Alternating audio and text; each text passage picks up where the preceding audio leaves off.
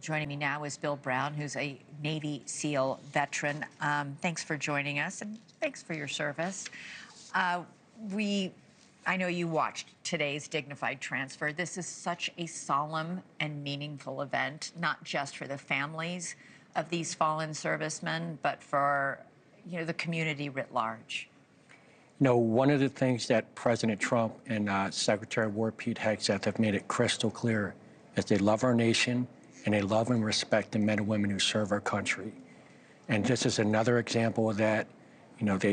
They're stopping everything to make sure they pay the respects for those beautiful Americans who put it on the line, not just for our country, but actually for the stability of the world. I think people might be surprised to hear that we have National Guardsmen from Iowa serving in Syria. What are they doing there? Well, it's called Operation Inherent Resolve, and it started in 2014. And that's a primary anti-ISIS type of mission. Now, one of the reasons a lot of Americans might not understand, and I'm going to try to describe the reason why. First, you look at how we were successful initially in Afghanistan. We worked with the locals, the Northern Alliance, and we were able to quickly topple the Taliban.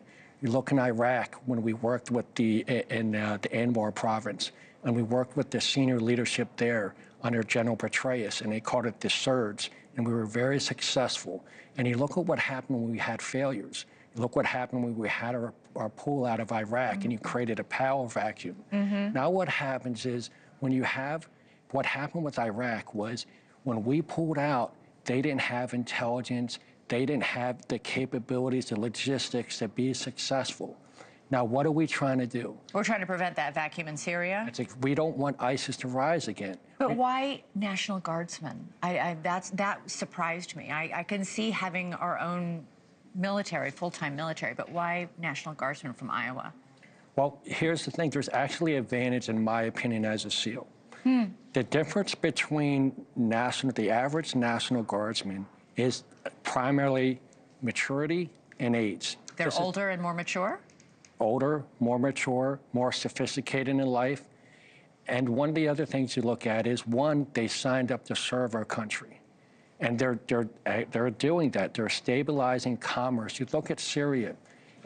When ISIS controlled Syria and Iraq, they had over 8 million people they controlled. Syria has prominent oil reserves, right? Look at the commerce, stability. We're trying to stabilize. I think there's a global coalition that's trying to stabilize that part of the world. And the truth is, we need an American presence there. Not a big American presence, but we do need an American presence. So, what do you make of the fact that the new leader of Syria, who helped push out Bashar al-Assad, who's now hiding in Russia, is a man we formerly had a bounty on his head? He was a terrorist, according to our own government. And yet he is now in the Oval Office, as we see right here, meeting with President Trump. And can we trust that he has, in fact, changed, that he is no longer a danger to the United States and may, in fact, be useful to us? Well, I have to be sincere. I don't know if we can trust a former jihadist. But he's a former jihadist. He was a prominent leader of al-Qaeda. So I don't know if we can trust, but what are we doing now?